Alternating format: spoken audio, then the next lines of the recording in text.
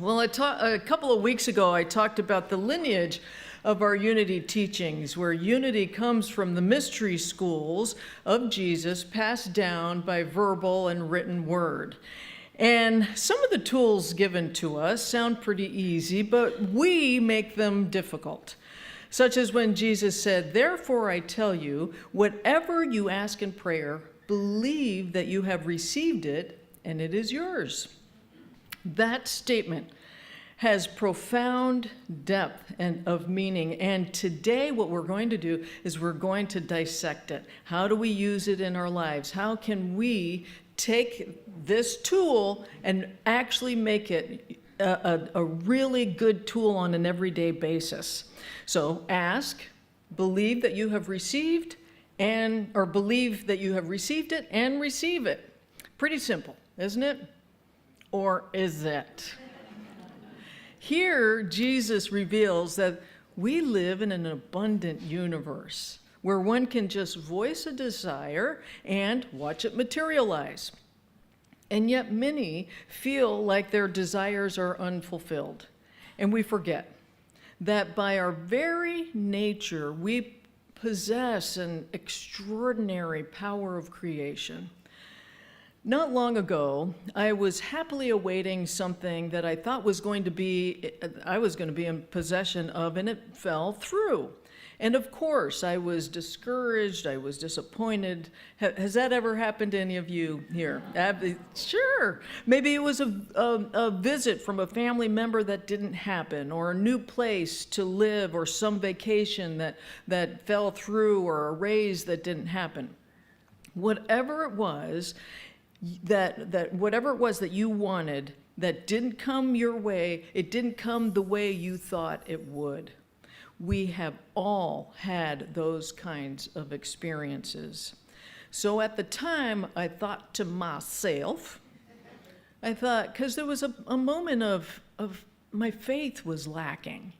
And I thought, and my husband knows this, I order from Amazon like all the time. Living in Ojai, you kind of have to. That's my excuse, at least. And I thought, when I order from Amazon, I place an order, I have faith that it will be delivered, and it shows up at my doorstep. Ask, believe, and receive. No questions asked. I don't have any second thoughts as to how it's going to get to my home, if the driver had the right directions. I don't try to manage the mailing system to make sure there's enough postage. I don't dictate to how it should be packaged. I don't double check every hour to make sure it's coming to my home. I just put in my order. I ask. I believe without worry, and I know it's coming, and I receive gratefully. But where we get bunched up, I don't know, is that where we get congested, bunched up, is the step of believing. The first step, asking, that's easy peasy, right? If I was going to coach Jesus, I would have said, "Hey, Jesus, maybe word it differently. It should be, claim what you want and get out of God's way." And I'm sure he would have said, "Oh, that's brilliant, Cathy. Cool, let's go with that." Get out of God's way, because the universe has infinite ways and means of bringing you what you want. So let's dissect what happens in this second step of believing.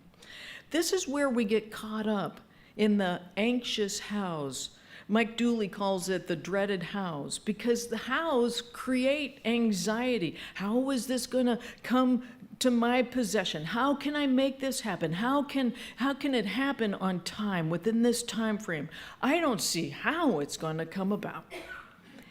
Feeling like you're having to do everything yourself. And when you are feeling like you have to do everything yourself, that is resistance, my friends. You don't control the whole process because you don't have the resources. You don't have the knowledge or the tools that the universe has. You don't have the future picture. Why would you try to do God's job? And when we don't get out of God's way, we contradict what we want, and there's conflict between what we desire and all the anxious hows. And then the universe can only nullify the original asking. Get out of God's way. Can I get an amen? That's it. Yeah, thank you, Cathy. Now, here's another way we get bunched up in this step of believing. We create laws for ourselves. Many years ago, a colleague of mine, Reverend Sally, knew a couple in her congregation that were getting divorced. The husband, Jerry, and of course these are all fictitious names to protect the innocent, he didn't want to pay alimony or child support. His wife, Beth, was now at home with 3 teenage children. I don't know if you know this, but teenagers eat a lot. And so they went to court. Jerry had a number of his co-workers, including his boss, to testify that the kind of work that he was doing, that he was only allowed to make $35,000 a year, which was untrue. And there was no way that he could pay anything coming from that kind of a salary. And Reverend Sally had gone to court with Beth to support her. And the court believed him and declared that he would not have to pay alimony or child support. Now, I want you to really listen carefully to what I'm about ready to say. Everyone there in that court spoke what he wanted into existence. They all thought what he wanted into existence. They all felt what he wanted into existence. A perfect mastermind. And it was so. After the court proclaimed that judgment, visibly shaken, Beth was beyond disappointed. And Reverend Sally and Beth got in the elevator, and Reverend Sally said, "Beth, don't worry. Jerry just created a law for himself. He will never be able to make more than $35,000 a year," which became his truth. That was 20 years ago, my friends, and he has never been able to make more than that. He hasn't been able to keep a job. In his 60s, he had to move in with his mom because he could no longer afford to live on his own. Beth, on the other hand, flourished, remarried, made new laws of abundance for herself. Yeah, we have some people clapping for her. I'll let her know.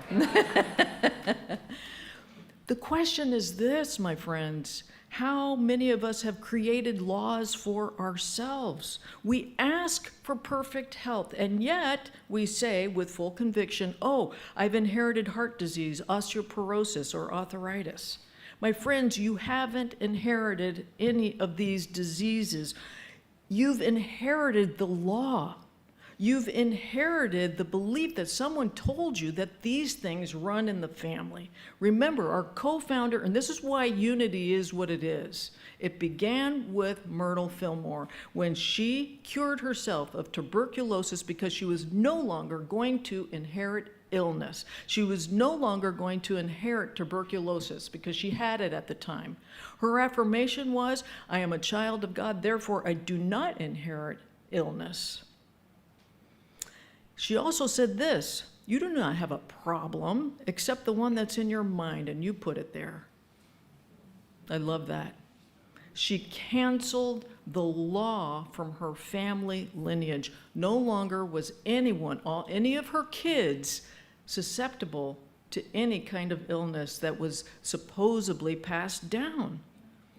We ask for more financial wealth in our life, and yet we state the law that there is only so much that we must hold on to every single time because there's no more money coming in.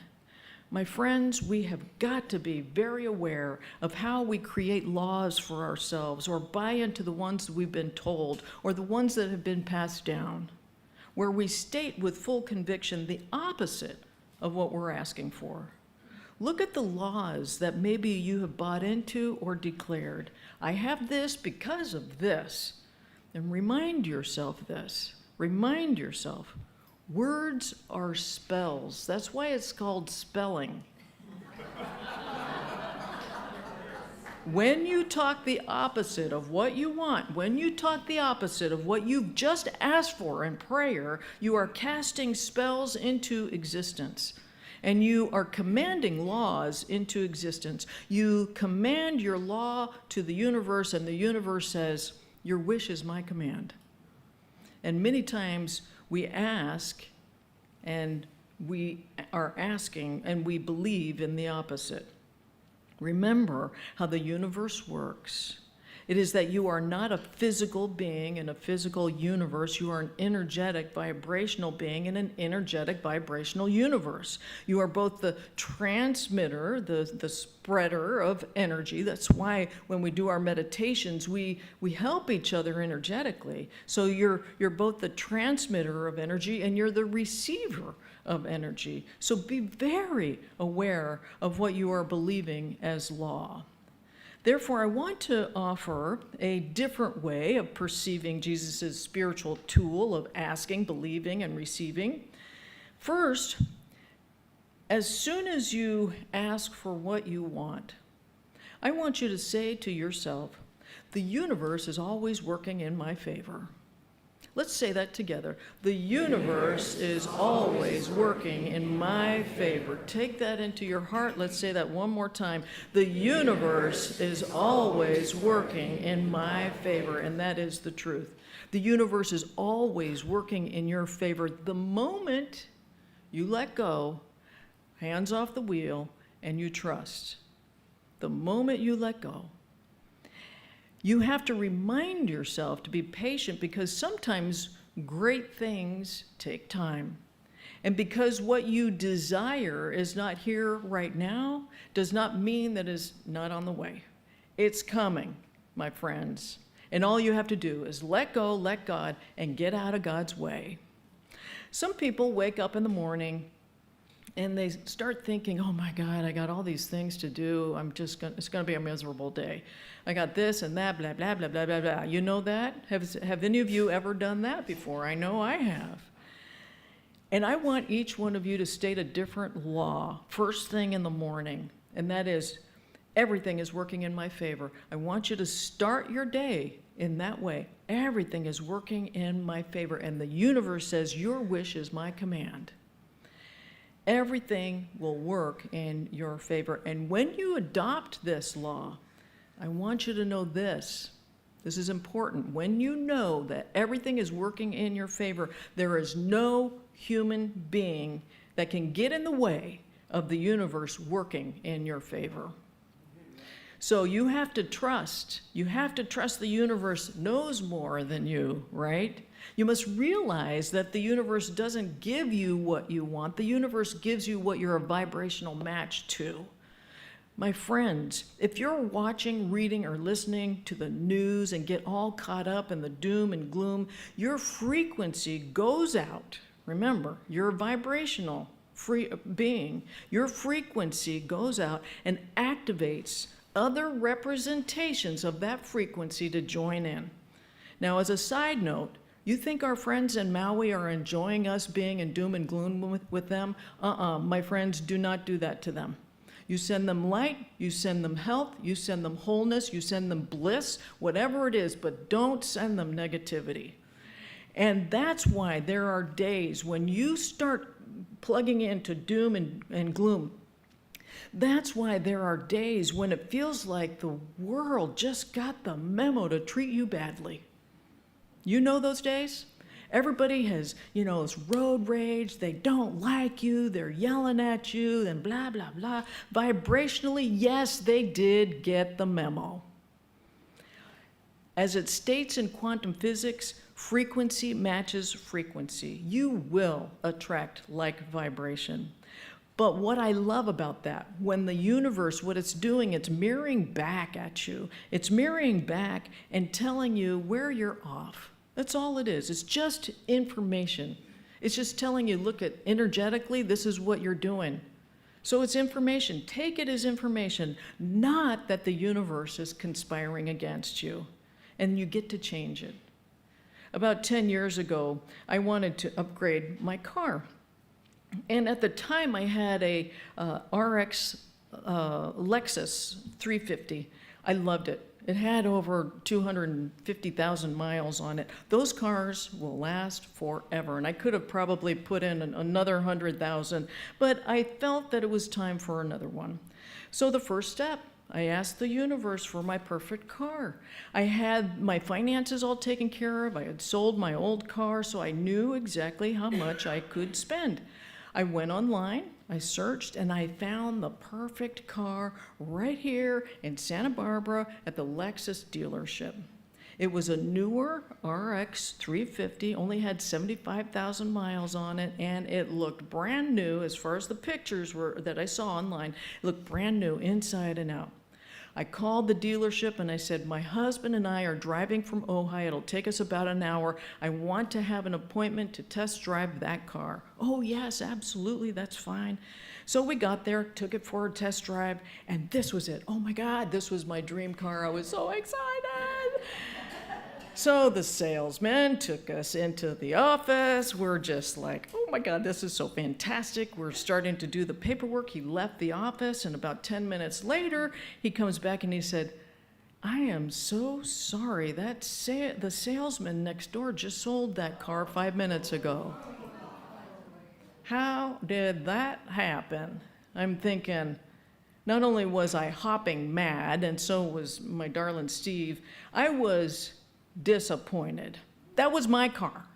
Somebody got my car. And so I drove back home. We drove back home saddened, mad, without the car.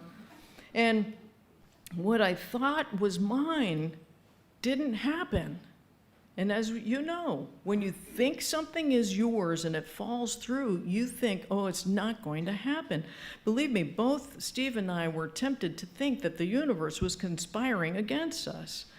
And that kind of thought is easy to have when what you are asking for appears not to come your way. But we remembered, the universe always works in our favor. There must be something better. So I got online, I saw a new listing on Craigslist, and there was this lady that was selling her RX 450 hybrid car with more bells, more whistles, with less miles, and at a lesser price. So Steve and I went to go look at it. We took it for a test drive. Steve, with all of his charm, talked her down a little bit in the price, and she liked us so much she gave in, and I now have a wonderful car. It's over 10 years, that was 10 years ago now, but which now I'm in the process of doing again, looking for another car, putting it out there, and the universe knows I'm working on it in my favor. I'll let you know, I'll keep you posted. But here's the deal. The universe stands poised, ever ready to grant your desires.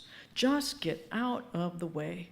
Trust that the universe is sending the right people into your life. Trust that the universe is putting you in the right place at the right time. Trust that the universe is generous, and know that it will be handled. So here's the trick. Wake up knowing that everything is shifting in your favor. I wake up now every morning knowing that everything is aligning in my favor. I know that the universe has got my back. And yes, I know that it's not always easy with everyday situations. Things come up around maybe relationships or money or work, and it can be hard to realize that everything eventually will shift into your favor. But you have to remind yourself to be patient, because sometimes great things take a little bit of time. Just because you have asked and it's not there right now, like ordering from Amazon, right? We think, oh, it's going to happen quickly. Doesn't mean that it's not on its way. It's coming, y'all. It is coming. All you have to do is let go and let God. It is coming. When you are in faith, I'm asking you to stay there. Get out of God's way. Now, let's talk briefly about the last step of receiving. Ask, believe, and receive. God, the universe, brings us our manifestations through the path of least resistance. And the path of least resistance isn't what is easiest for the universe. Remember, there are no limits. There are no limits to the universe. There's infinite possibilities, and everything is effortless to the universe. So it's the path of least resistance, of what is easiest for the universe, and what that is it's the easiest of what you will allow, what you are open to. Our co-founder, Chuck Fillmore, said this in his book, Jesus Christ Heals. He said, "Prayer is not supplication or begging, but a simple asking for which we know is waiting for us in the hands of God, and an affirmation of its existence." And what that means is that what you are asking for already exists. It already exists. In the realm of God, it already exists. When you ask, all you are doing is being a welcoming presence. Can you do that? Just be a welcoming presence? Be a welcoming presence for that thing that already exists into reality. And as you are a good receiver, then the universe delivers manifestations in the form of insight, hunches, serendipitous coincidences. So what you need to do as a good receiver is be open to the hunches. And since you are a good receiver, you don't get mad at when you're stuck in traffic, because it might just be an orchestration of something where by chance you're meeting somebody at the coffee shop and they have exactly what you need. Or you might feel this strong urge to go get a lotto ticket and you've never bought one in your life, and it just happens to be a winner. You follow your hunches. Ask, believe, and be a good receiver. Be a welcoming presence. Everything that you will ask in prayer, believe you will receive. So I'm going to ask you to just close your eyes for a moment. And then take a moment to ask for what you want. What is it that you want? And just a brief asking. And just like ordering from Amazon, you have this brief moment of already seeing your future self having that, whatever it is. So bring your future self, that self that already has it, into this moment.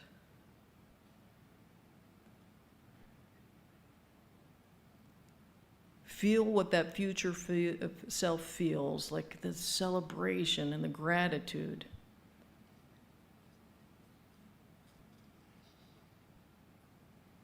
And let us say together, the universe always works in my favor. Together, the universe always works in my favor. And so we declare this law into existence for each other by saying the universe always works in your favor. Together, the universe always works in your favor. And it is so. It is now law. And the universe says, your wish is my command. And so you can open your eyes and just know that as you leave here today, you're getting out of God's way. And with that, can I get an amen? Amen. And so it is.